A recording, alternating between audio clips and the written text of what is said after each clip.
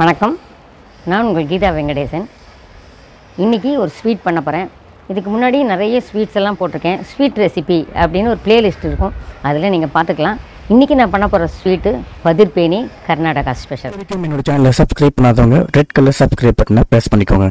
பக்கத்தில் இருக்கிற பெல் பட்டனை ப்ரெஸ் பண்ணிட்டீங்கன்னா அடுத்தடுத்து போடுற வீடியோஸ்லாம் உங்களுக்கு நோட்டிஃபிகேஷனில் வந்துடும். பதிர் பேனி செய்கிறதுக்கு தேவையான பொருள்கள் என்னென்ன வேணும்னு பார்க்கலாமா? மைதா, ரவை. நான் சாதாரண ரவை எடுத்துட்டுருக்கேன். கர்நாடகாவில் சிரோட்டி ரவைன்னு கிடைக்கும், அவங்க அதில் பண்ணுவாங்க. நான் சாதாரண ரவை எடுத்துட்டுருக்கேன். ஏலக்காய் தூள், சர்க்கரை, உப்பு, அரிசி மாவு, நெய், தேவையான அளவு தண்ணீர், எண்ணெய். இப்போது இந்த ஒரு கப்பு மைதா எடுத்திருக்கேன். ஒரு கப்பு மைதாவை போட்டுக்கலாம். ரவை 1/4 கப்பு தான் எடுத்திருக்கேன், அதையும் போட்டுக்கலாம். இதுக்கு தேவையான அளவுக்கு ஒரே ஒரு பிஞ்சு உப்பு. ஒரே ஒரு பிஞ்சு தான். நம்ம எந்த ஸ்வீட்டுக்குனாலும் உப்பு போடும்போது உங்களுக்கு ஒரு சுவை கொடுக்கும், அதுக்காக தான். அதில்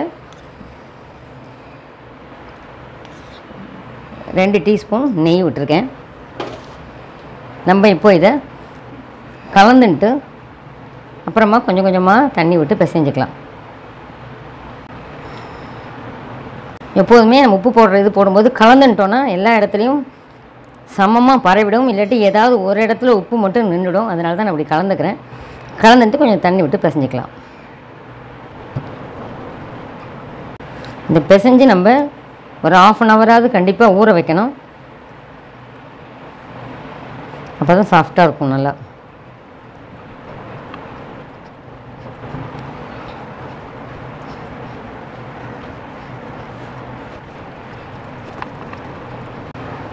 இப்போ நம்ம அப்படியே மூடி வச்சிடலாம்.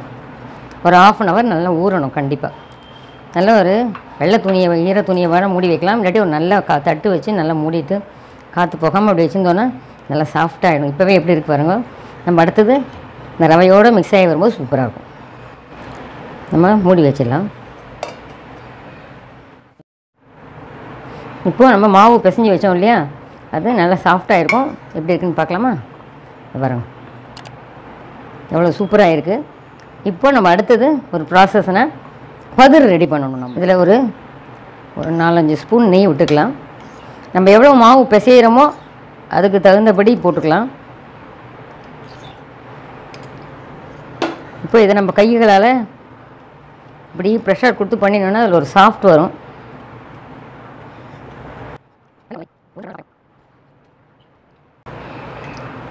இப்போ இதில் நம்ம கொஞ்சம் அரிசி மாவு கலந்துக்கலாம்.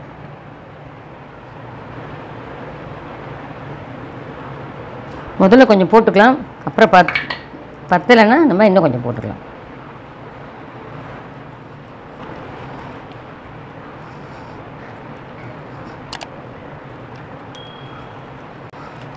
இந்த மாதிரி வெண்ணெய் மாதிரி இருக்கும், பார்த்துக்கோங்க. அது மாதிரி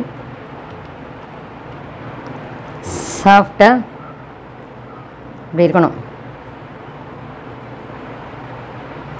நம்ம இது இப்போ இதையும் ரெடி பண்ணிட்டாச்சு.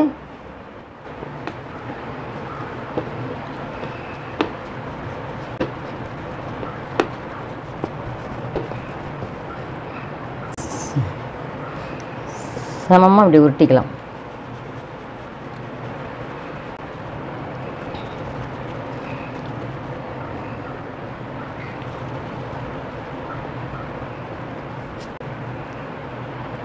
இந்த மாதிரி எடுத்து வச்சுக்கலாம். இப்போது நம்ம ஒன்று ஒன்றா இட்டுக்கலாம்.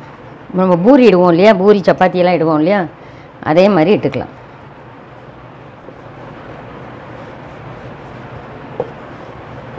நல்லா மெல்லிசாவே இட்டுக்கலாம். நான் கெட்டியாக தான் பிசைஞ்சிருக்கோம், அது நல்லா மெல்லிசாக இட்டுக்கலாம்.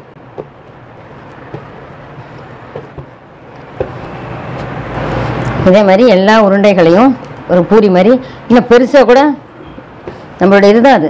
நான் சின்னதாக உருட்டிட்டேன், நீங்கள் பெருசாக வேணாலும் எடுத்துகிட்டு நல்லா பெருசாகவும் இடலாம். இப்போ இது மேலே நம்ம இந்த பதிர் கலந்து வச்சுருக்கோம் இல்லையா, அதை தடவணும்.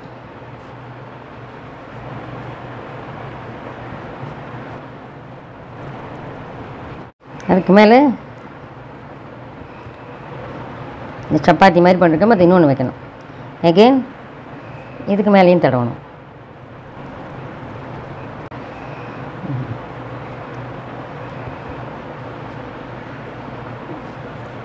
இன்னும் இதுக்கும் மேலே இன்னொன்று தடவணும். இதே மாதிரியே நம்ம எவ்வளோ மாவு பிசைகிறோமோ அவ்வளோ பதிர் ரெடி பண்ணி வச்சுக்கணும். திருப்பி நம்ம எவ்வளோ அடுக்காக வைக்கிறோமோ அவ்வளவு உள்ளுக்குள்ளே சுருளாக வரும். அவ்வளோதான். இப்போ ஒன்று மேலே ஒன்று வச்சுருக்கோம் இல்லையா, அது இப்போ இது ரெடி ஆகிடுது. இப்போ நம்ம இதை மெதுவாக சுற்றலாம். இதை நம்ம இப்போ கட் பண்ணிக்கலாம். எதுவும் இதே மாதிரி சரியாக வச்சுட்டு கட் பண்ணிக்கலாம்.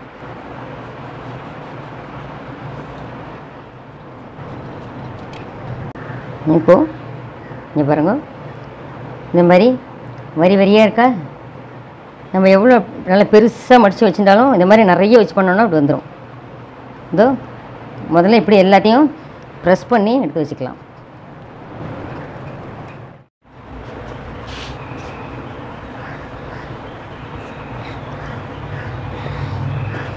இப்படி வரி வரியாக வருது பாருங்க.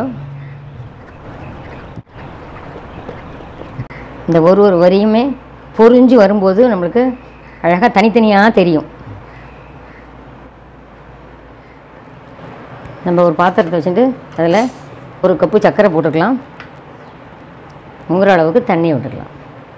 ஒரு ஸ்ட்ரிங் வர அளவுக்கு நம்ம பாகு எடுத்து வச்சு ரெடி பண்ணிக்கலாம்.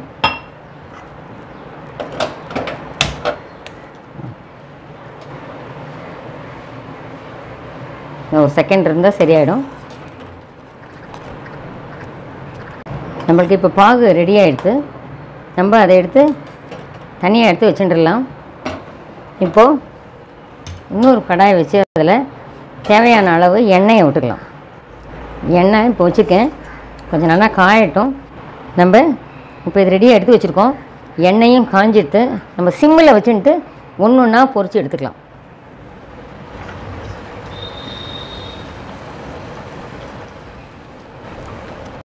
நல்ல கோல்டன் கலராக பொரித்து எடுத்துக்கணும்.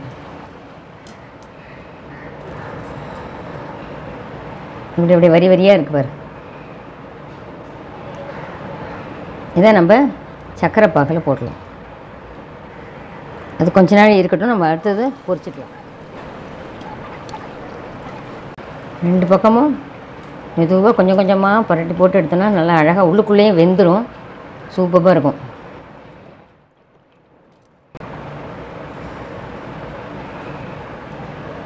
இப்படி வரி வரியாக இருக்குது பாருங்க, ரவுண்டாக இருக்கும்.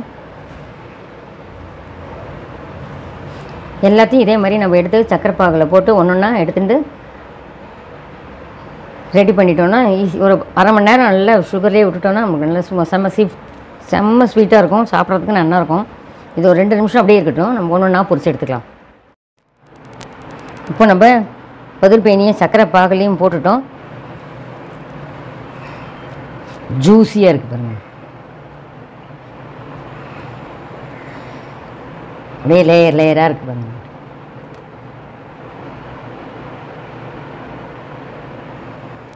நம்ம இப்போது இதில் ப்ளேஸ் பண்ணலாம்.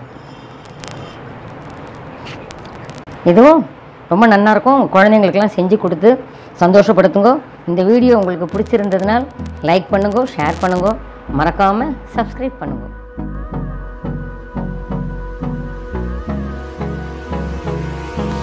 Hold me close till I get up. Time is barely